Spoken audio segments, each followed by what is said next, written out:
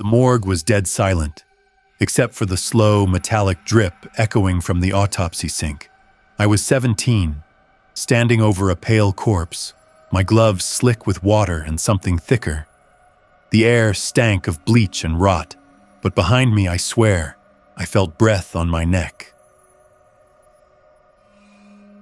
Back in the summer of '95, I was just another broke high school junior trying to scrape by in a town that felt like it hadn't changed since the '70s. My name's Aiden, and at the time, I was juggling 2 part-time jobs, pouring coffee at a dingy diner off Route 17 and tossing newspapers before sunrise. My mom was sick, my dad was gone, and money was tight enough to make your stomach hurt. That's when my buddy Travis hit me up with a gig that paid cash under the table. Way more than anything I was making. Only catch? It was at the hospital, in the basement, the morgue. It didn't sound real at first. They needed help washing down the bodies, prepping them before they got shipped off to funeral homes. Said the job was easy, quiet, no customers to deal with, no rush. Just follow instructions, don't ask questions. I didn't even blink. I said yes before I heard the whole thing. I mean, who says no to $300 a night when your mom's medical bills are stacked on the kitchen table? The first time I walked into that place, it felt colder than it should have been. The hallway to the morgue was this long, sterile stretch with humming fluorescent lights that flickered just a little too often. The kind of place that made you feel like something was watching, even though you were the only one around. I met this older guy named Frank. Gray beard, smelt like menthols and coffee gone cold. He barely said 10 words before handing me gloves and a plastic apron and walking me into a room lined with metal drawers. That smell hit me first. Not just death, but chemicals, sweat, damp fabric, like hospital sheets that hadn't dried right. The tile under my shoes was slick, and the air tasted metallic, thick, like breathing through a penny. My chest was tight, but I kept my face blank. Couldn't let Frank see I was freaked out. I told myself it was just a job. Just another room, just another task. But deep down, something about that place felt wrong. Not scary, not yet, just off, like the walls had seen too much, like something in there remembered. Frank didn't talk much, just showed me how to hold the sponge, how to avoid bruising the skin, how to rinse gently with warm water. Respect, he muttered, almost like a prayer, as he worked over a middle-aged man who died in his sleep. I stood there stiff as hell, pretending not to notice the man's eyes, half-lidded, clouded over but somehow still staring. I focused on the motions, dampened the cloth, wiped the limbs, clean under the fingernails.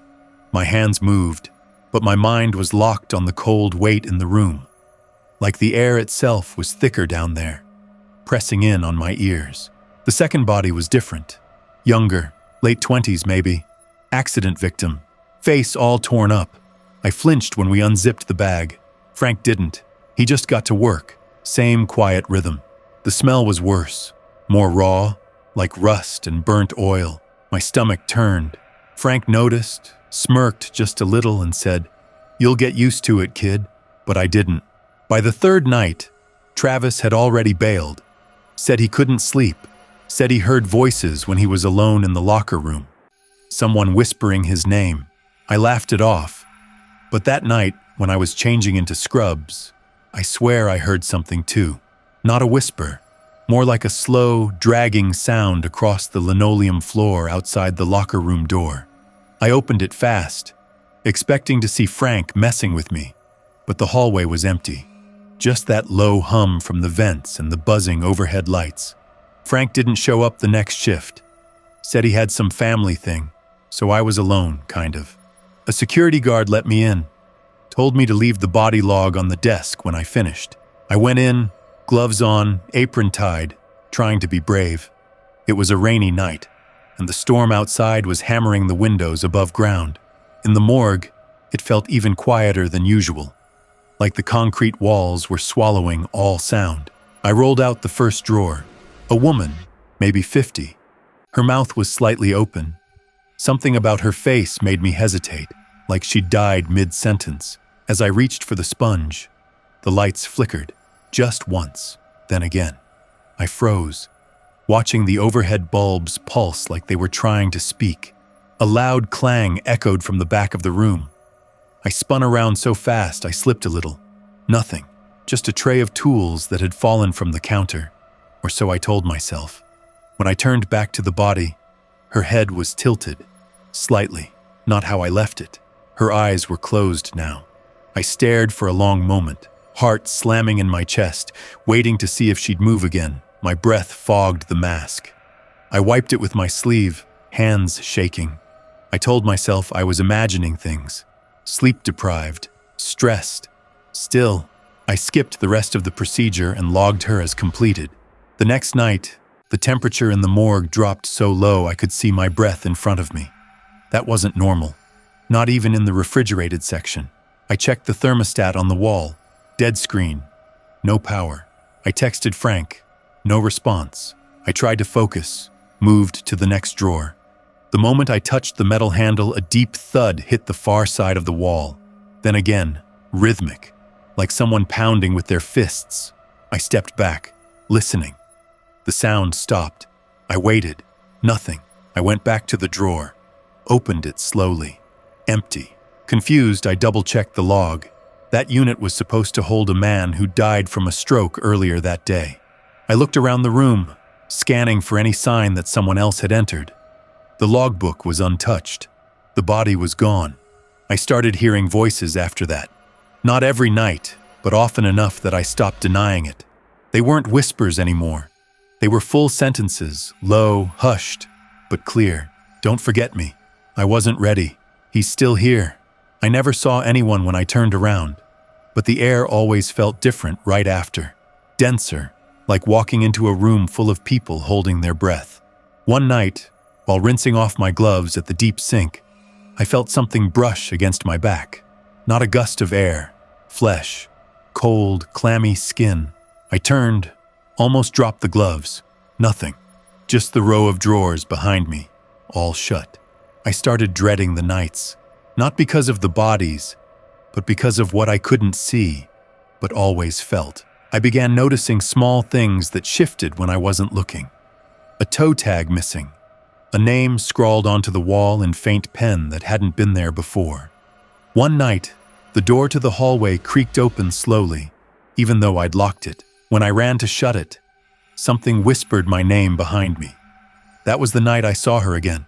The woman, same face, same half-open mouth. But this time she was standing. Not fully solid, not like a person, more like fog in the shape of a scream. Her mouth moved, but there was no sound. Just that look. Pleading, empty, desperate. My legs locked, every inch of me frozen with fear. And then just like that, she vanished. Like she'd never been there at all. I didn't sleep that night, or the next. But I kept going back, because some part of me had to know why it was happening to me. Why the dead seemed to notice me, and what they wanted. The rain that night came down like the sky was splitting open. Thick, heavy drops battered the pavement above, the sound rumbling down through the concrete walls and echoing like distant drums. I was already on edge walking into the morgue. The security guy who usually buzzed me in wasn't there. Door was cracked open, lights dimmed way lower than usual. The air was heavy, dense like wet wool, and everything smelled faintly of mildew and antiseptic. That sour, ghostly hospital stench that never fades no matter how hard you scrub. I told myself I'd be in and out. One body, quick wipe down, done. I didn't even bother changing in the locker room. Just pulled on gloves, tied the apron, and went straight to the back. The corridors were darker than usual. Only half the fluorescents were working, casting long shadows across the walls. Each step echoed like it was two people walking. And the cold. It wasn't the usual morgue chill. This was deep, bone-tightening cold. My breath curled in front of me like smoke, and I had to tuck my hands under my arms to keep them from trembling. When I reached the drawers, I froze. The bottom one was already open. That was never supposed to happen. We kept them sealed unless someone was working. But there it was, half slid out, toe tag swaying gently like someone had just stepped away from it. I stepped closer, slow, trying not to let the squeak of my boots betray how much my legs were shaking. The drawer held a man, mid-40s, face pale and sunken, lips blue. Nothing seemed strange at first glance. Then I saw it. His eyes, wide open, and locked directly on me. I staggered back so fast I nearly tripped over the gurney behind me. My heart slammed against my ribs. He hadn't blinked. His chest wasn't moving, but those eyes, there was something behind them. Something watching. Not dead, but not alive. I squeezed my own eyes shut, whispered to myself, told myself it was a reflex, just nerves. When I opened them again, he was still staring. Only now, he was smiling. The corners of his mouth had curled just barely, the tiniest twitch, enough to pull back the cracked skin around his lips. I dropped the sponge in my hand. It hit the floor with a wet slap. The lights flickered hard, then died. For a few seconds, the world went full black. Then came the sound, breathing, but not mine. Wet, strained, like lungs that hadn't worked in years, forcing air through rotted pipes. I could hear it in the dark, right beside me. The kind of sound that doesn't come from the chest, but from deeper, like it's clawing up through a throat full of dirt. The emergency lights kicked on, a dim red glow that made the whole room look like it was underwater. That's when I saw them. Not one, not two, six. 6 figures, standing just outside the perimeter of the red light, all pale, all in hospital gowns, skin mottled and torn, eyes glowing faintly like the shine off a dog's eyes in a dark room. Their mouths hung open, not yelling, not screaming, just open, like they were stuck mid-sentence. One by one, they stepped closer, silent, no footsteps, just movement, slow, dragging. I stumbled back until I hit the metal table behind me. I couldn't breathe, couldn't think. My fingers fumbled for the door, for anything. One of them, an older woman with half her scalp missing, lifted her arm, not fast, just calmly. Her hand pointed at my chest. She whispered, just one word, help. But it didn't sound like a plea. It sounded like a command. I wanted to run. Every inch of me screamed to run, but my body wouldn't move. My legs were frozen, like the cold had spread into my bones and locked me in place. I could feel the sweat dripping down my back, mixing with the icy air, freezing against my spine. And then, the one in front, the man from the drawer, stood up, not like a living person, not with weight or balance. He rose like a puppet, joints stiff, neck lolling to the side.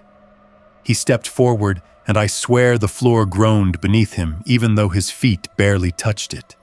His eyes were still on me, that smile stretching wider, and then he opened his mouth. I expected a scream, a moan, something horrible. But what came out was worse. It was my voice. He said my name, clear, calm, like an old friend. Aiden. I lost it, screamed, shoved the gurney forward, bolted for the hallway. I didn't look back, didn't need to. I could hear them, dragging behind me, breathing, whispering. The hallway twisted, warped in the red light, like it stretched longer with every step I took. My legs burned, my lungs begged for air, but I didn't stop until I hit the elevator and slammed the button. The doors wouldn't close. Behind me, I heard a soft tapping, like fingers on glass. I turned. They were there. On the other side of the corridor, lined up like dolls on display, still, silent, and every one of them was smiling. The lights flickered once more, then came back full, bright, white, normal. They were gone. But the air didn't feel empty. It never has since. I quit the morgue the next day, didn't pack up, didn't give notice. Just walked out into the daylight and didn't go back. For weeks after, everything felt wrong. Not loud, not obvious, just off. Reflections in windows lingered a little too long. My bedroom door creaked at the same time every night. At 3:17 a.m., slow, steady, like someone easing it open inch by inch. I started keeping the lights on, but that only made the shadows sharper, clearer. Sometimes I'd catch the faint smell of antiseptic and rot drifting through my hallway at home. Other times it was wet fabric, like the gowns they wore. The worst was the silence. It followed me, even in crowds, like something had stripped the world of its hum. I'd be sitting in the diner, surrounded by chatter and clinking plates, but everything around me felt muffled, like I was underwater, isolated, as if the world kept moving, but I wasn't part of it anymore. I'd hear my name in voices that didn't belong to anyone I knew. Soft, behind my ear, warm breath I could feel but never trace. Once, I woke up to find damp footprints leading from my closet to the edge of my bed. Not dirty, just wet, like someone had walked in barefoot from a rainstorm and stood there watching me sleep. I've moved 3 times since then, tossed out the clothes I wore that night, burned the gloves. Still doesn't matter. Something came back with me, not attached to a place, not even to the job, to me.